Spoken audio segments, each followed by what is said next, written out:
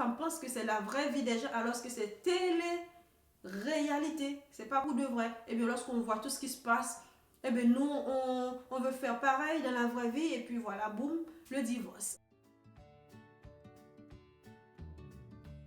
Bonjour, je sais que vous allez bien. Aujourd'hui ensemble, nous allons essayer, mais vraiment essayer de répondre à une question dont la plupart d'entre nous on pose très souvent. Je ne suis pas experte en la matière, mais je vais essayer de faire de mon mieux. La question est la suivante. Pourquoi y a-t-il plus de divorces de nos jours et comment l'éviter? Je répète, pourquoi y a-t-il plus de divorces de nos jours et comment l'éviter? Cette question, je pense que même ceux qui n'ont pas encore marié, on pose souvent cette question parce que nous pouvons prendre l'exemple sur nos parents. Avant, nos grands-parents peuvent vivre ensemble 70 ans, 50 ans, 60 ans ensemble. Et aujourd'hui, on voit que le mariage, c'est du zapping. Aujourd'hui, on se marie, demain, on se divorce. Et parmi, sur 10 personnes mariées, il y a 8 divorces, il y a 7 divorces. Donc, c'est vraiment, chaque année, le taux augmente beaucoup plus. Donc, pourquoi il y a plus de divorces? Dans un premier temps, moi, je vais dire, c'est les changements sociétaux. Parce qu'avant, les femmes restent à la maison, les hommes travaillent. Et aussi, l'égalité des sexes.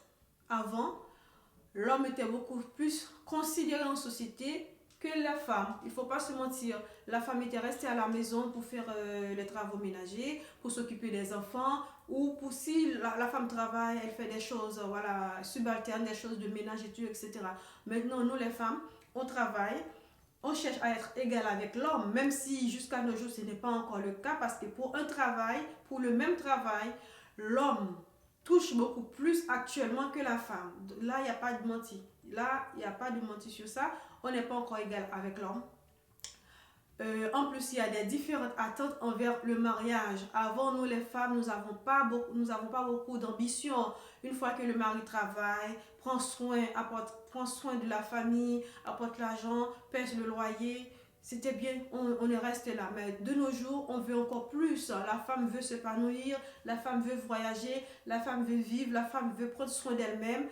En plus, il y a les enfants. Donc, l'attente est beaucoup plus élevée. En plus, la femme aussi a son mot à dire. Avant, la femme c'est amen pour tout, mais maintenant la femme a son mot à dire en ce qui concerne le foyer, la prise de décision. Et aussi, il ne faut pas faire semblant, il y a le stress financier et professionnel. De nos jours, tout coûte beaucoup. Il faut que la femme et l'homme travaillent ensemble. Un mari qui travaille avec une femme avec 2 ou 3 enfants, un seul salaire est très loin suffisant pour prendre soin de toute la famille. Donc la femme est obligée de travailler. En même temps aussi, il y a les enfants à la maison, il y a les travaux à faire aussi. Donc tout ça fait que les situations changent, c'est plus pareil comme avant. Donc il y a plus de pression, ça fait aussi que le taux de divorce, ça augmente. Et aussi il y a les attentes personnelles.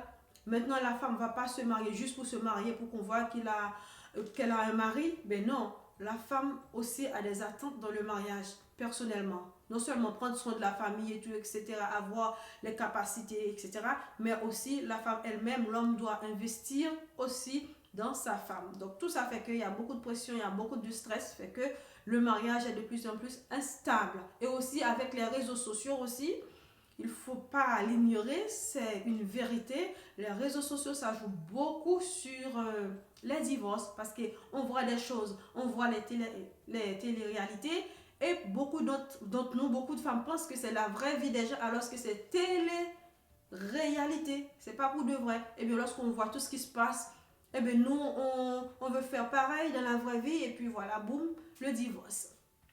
Et mes amis, comment l'éviter?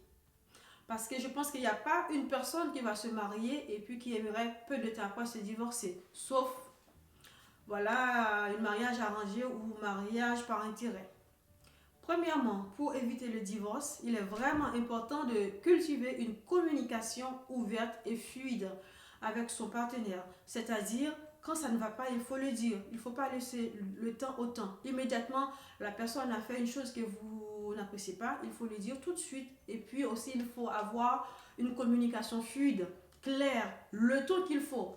Nous avons tendance parfois à crier, à discuter, à parler malement, mais non, à parler avec la colère. Baissez votre colère, expliquez, puis il faut chercher le moment qu'il faut aussi. Il faut pas venir comme ça, vous avez fait ci, vous avez fait ça. Non, il faut attendre le bon moment pour expliquer calmement qu'est-ce qui ne va pas. Avoir une communication fluide, c'est très important pour une relation de couple, pour une relation amoureuse, pour prévenir le divorce. Il faut aussi travailler sur la résolution de conflits de manière constructive. C'est-à-dire, s'il y a quelque chose qui ne va pas, il faut voir comment ensemble on peut améliorer ça. Il ne faut pas juste critiquer l'autre. Oui, vous êtes le coupable, vous avez fait ci, vous avez fait ça. Non, il faut voir ensemble, tranquillement, comment on peut améliorer le conflit, comment on peut faire autrement afin que ça ne se reproduise plus. Et aussi, il faut chercher un soutien professionnel. Des fois, ça va tellement loin que malgré beaucoup de conseils des amis, malgré la communication entre vous, ça va plus. Il faut voir un soutien professionnel, quelqu'un qui est spécialiste dans le mariage, dans la relation familiale, conjugale et tout, etc. Donc, il faut aller voir un professionnel, voilà, qui peut vous aider, un expert qui peut vous aider, vous apporter des conseils qu'il faut. Il faut consulter la Bible aussi. La Bible a beaucoup, même si vous n'êtes pas croyant ou croyante, il faut consulter la Bible. Parce qu'il y a beaucoup dans la Bible, on trouve tout, quel que soit le domaine, on trouve tout dans la Bible. Allez consulter la Bible.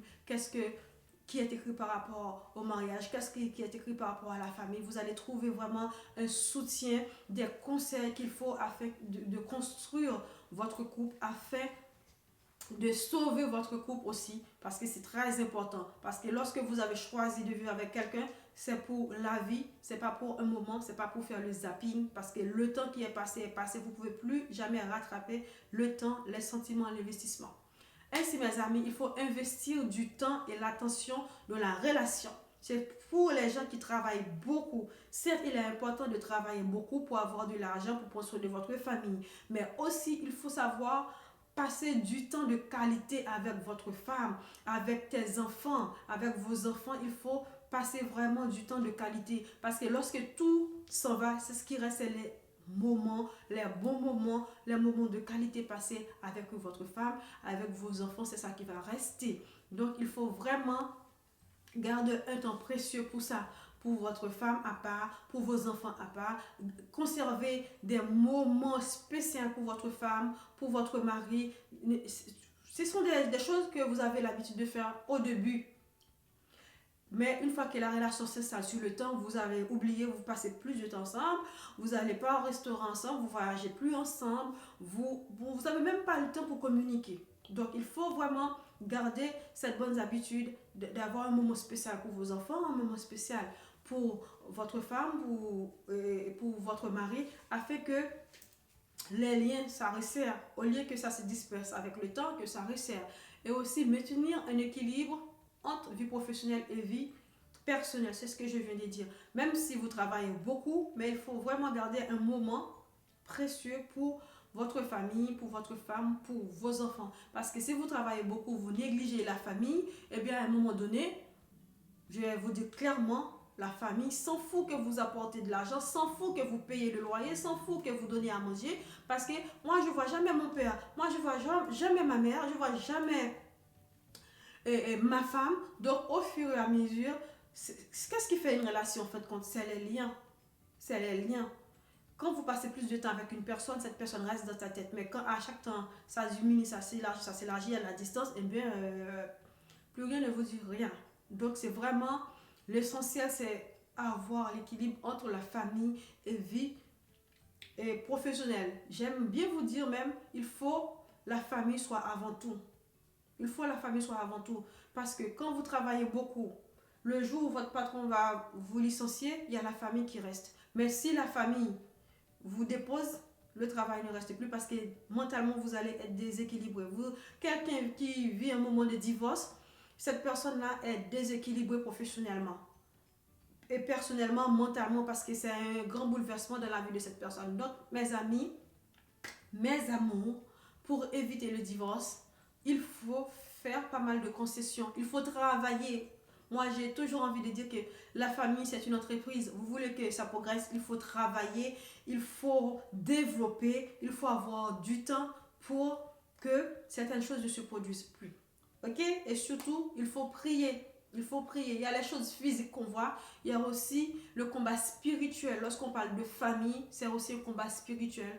Nous, ne négligez pas la Bible, ne négligez pas de prier, ne négligez pas tout ce qui est spirituel. Parce que ce qu'on voit, c'est une chose, mais ce qu'on ne voit pas, c'est encore une autre chose. Sur ce, je vous dis à très bientôt. Et si vous êtes mariés, gardez votre famille au chaud. Merci.